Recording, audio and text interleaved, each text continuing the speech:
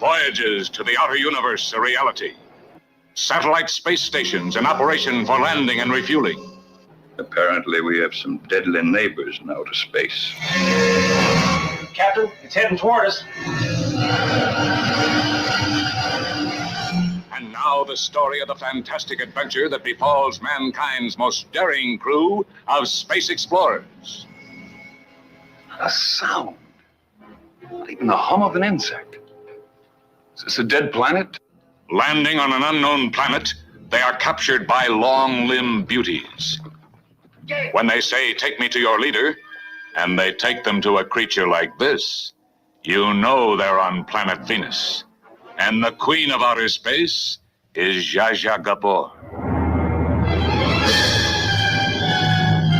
The most talked about woman in the world knows what she wants on Venus, too. Then we're the only men on the whole planet? Yes.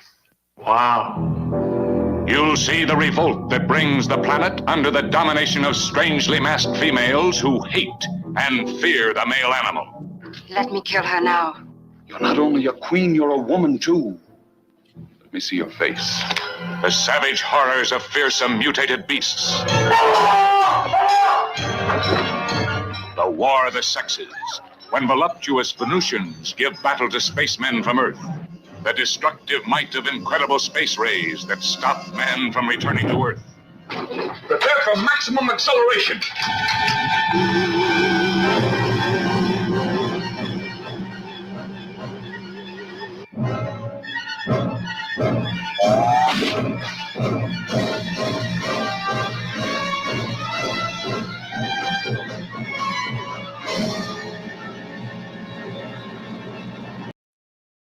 And good afternoon, everybody. Where do you go from a trailer like that? And welcome to the 31 Days of Monsters. We are on day 17. I am your host, Graham Nolan, and today we are talking about Queen of Outer Space. The long-limbed beauties, Venusians, space beams. If stuff looks familiar to you, it's because it is. There's a lot of recycled stuff in here.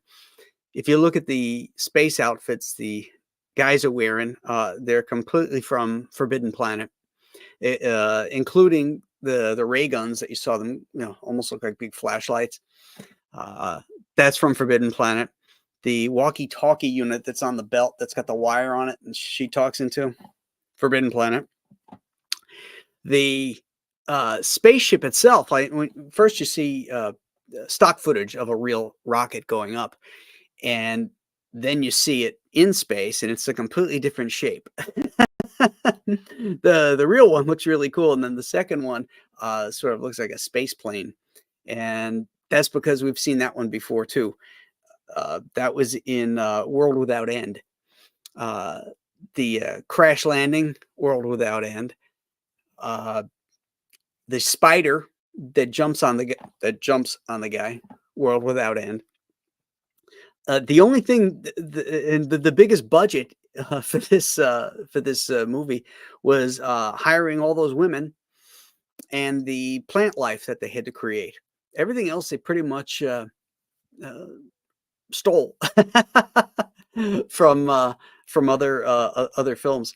The funny thing is, this is I think this is the screenplay by Ben Hecht, who was a Academy Award winning screenwriter in Hollywood. And the plot was done 5 years earlier. Let's see, this is 58. Yeah, so 5 years earlier, the same plot was done by Abbott and Costello. It was called Abbott and Costello Go to Mars, but in fact, they don't go to Mars, they go to Venus, and Venus is populated by all these beautiful women. So even that's stolen. I came across this movie. I'd never seen it before. I came across it because when I was making my list, I always like to look at B-movie things to add to it because I love those things because they're fun. They're some of them are very good. Some of them are and very genuine. And this one too. These guys, they're trying to like hell to sell it. I love how they're standing in this verdant jungle, and he says, "Is this a dead planet?" It's not even an insect buzzing. It's not dead. You got all this plant life around you. How could it be dead? And then their Barco loungers, which are which is what they fly in. You know, they got one that's an actual bed, and I guess anybody who's a guest going up with them gets the bed. And everybody else is a Barco lounger. They even have the little handles, you know, to push the feet up. Oh, that's pretty funny. And then when the doctor, who is the guest, who has to sleep in the bed, he's got two straps. And at one point, he's strapping himself in across his chest. Well, next time we see him, he's got his legs strapped too, and there's no way he could have gotten them because he can't get up. He just strapped his upper body in. These little fun things are a joy to look at in these old movies. And you know, it doesn't ruin them for me. It actually makes this stuff better because they are so much fun, and they're trying like hell to sell this this ridiculous premise. We've got all these beautiful, I think, dancers. They all look like they were dancers because they all have really long legs. And I guess ZaZa Gabor was really pissed because you know, they are wearing these little mini skirts and all the eyes are on them instead of her. And you can see she's really no actress, you know. her acting just includes like eye looks, you know, looking down, looking across with her eyes, and yes, you know. But I guess she had name recognition back then. So this is a let's give it a grade. I'm gonna say this movie is a 5. You know, it's average. It's average for 50s space sci-fi. You know, it's just average, but it was fun, and it was shot in widescreen and it was shot in color. So you know, that gives it some extra points. Well, let's say hello to the chat. JP Roca is in first, and he says, "What's good?" Dr. Mask is here. Graham Nolan is in the chat. Rob Fellows, he says, "Hubba hubba." To Graham Nolan and the members of the Let's Visit Venus Club. Dragon Dancer says, "Goofy movie, MST 3K fodder." Oh, absolutely. I like when the spaceship is like, you know, like kind of piece of string, you know.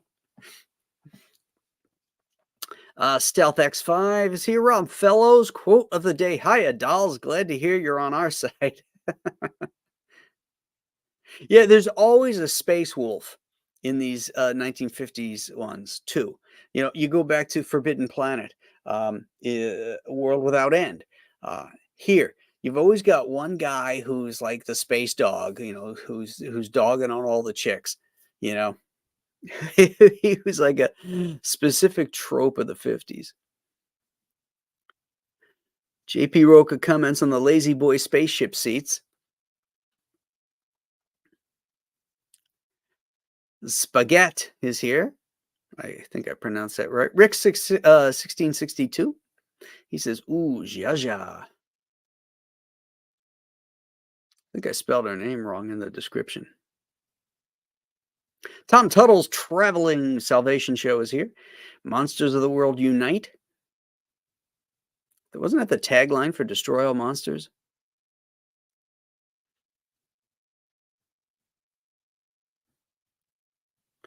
Dr. Mask quotes, "Sure, and even if they invented it, how could they aim it? You know how women drivers are."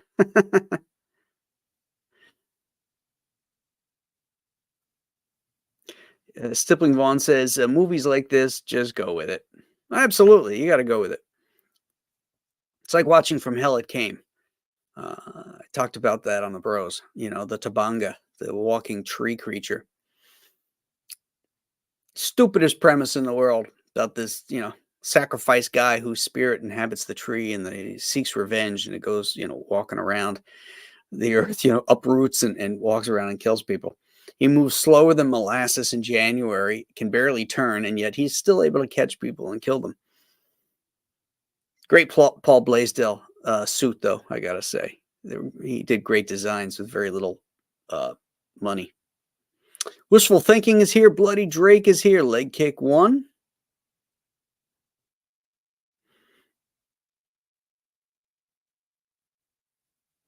Dr. Mass says the first shot where they meet, looking past the legs of the women to the guys sleeping. Brilliant.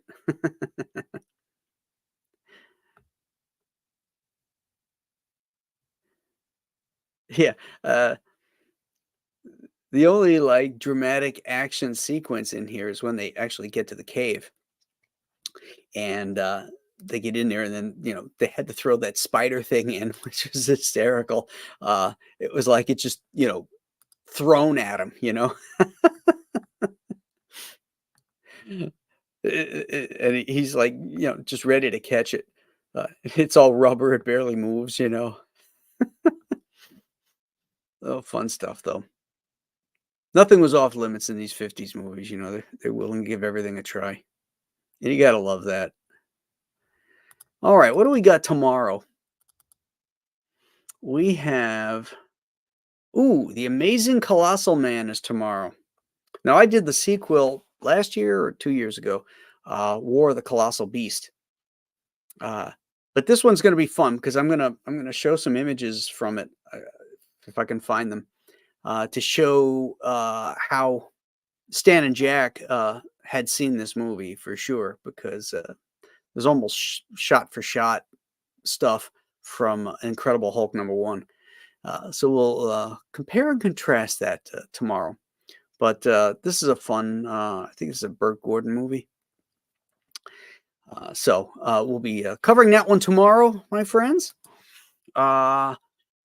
If you hadn't heard, Escape from Monster Island launched on Tuesday. It's doing very well, considering the economy that we're in.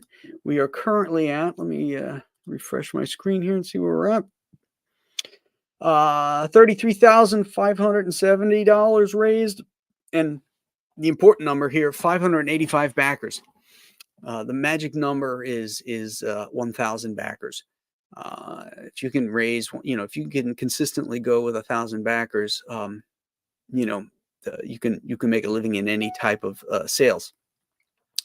And so far we've been very good. We've gotten anywhere from 2,000 to 3,000 backers, and never less than 1,000. So I'm very, very happy. Let's keep it going. If you haven't backed the book yet, take a look.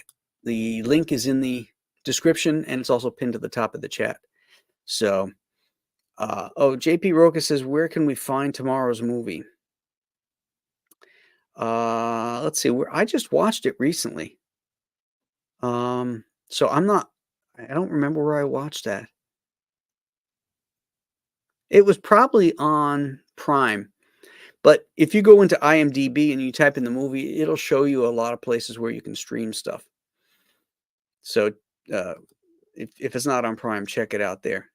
LE, The Final Metamorphosis, says Mark Millar last night was great. Looking forward to his next appearance. Yeah, it was fun having Mark on the landing party last night. I was looking forward to that episode because I know that Anna hates that episode, and it was Mark's favorite.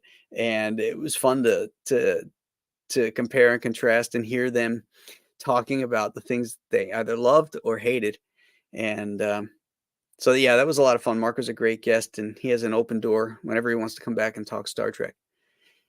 So, my friends, I hope you have a great rest of your day, and we will see you tomorrow. Same bat time, same bat channel at 12 o'clock.